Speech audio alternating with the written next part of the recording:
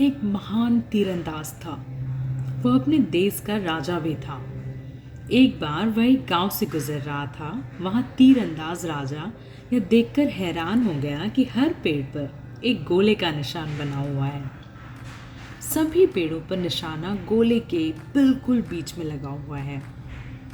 यह बिल्कुल मछली की आंख में तीर लगने की तरह था। एक भी निशाना चूका हुआ नहीं था। राजा को विश्वास ही नहीं हो रहा था कि इस छोटे से गांव में इतने कमाल का कोई निशानेबाज रहता है।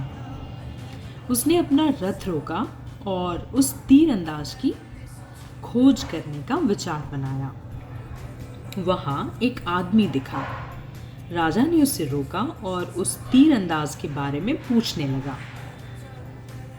आदमी सुनते ही हंसने लगा। उसने कहा वह मूर्ख है, उस पर ध्यान देने की, उसकी चिंता करने की जरूरत नहीं है। राजा ने कहा तुम नहीं समझोगे, वो मूर्ख हो सकता है पर मुझे इस बात से कोई फर्क नहीं पड़ता।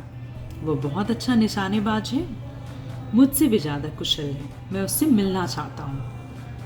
राजा को देखकर भीड़ जमा हो गई। सब हंसने लगे। उससे मिलकर क्या हासिल होगा, वो पागल है।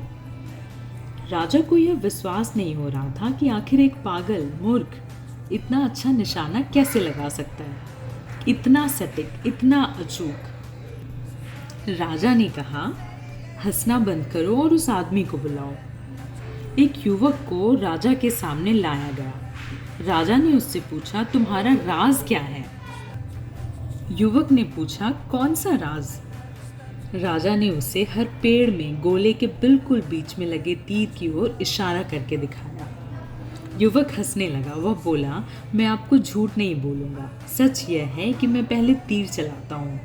वह तीर जहाँ भी लगता है मैं उसके चारों ओर गोला बना देता हूँ। इस तरह मेरा कोई निशाना चूकता नहीं है। इससे कोई फर्क नहीं पड़ता कि तीर कहाँ जाता है, मैं अपना घेरा वहीं बना देता हूँ। जो भी इस गांव से गुजरता है वो इस कुशलता को देखकर हैरत में आ जाता है। मैं चुप रहता हूँ। मैं कभी किसी को सच नहीं बताता, पर आप राजा हैं और मैं आपको झूठ नहीं बोल सकता। यही सच है।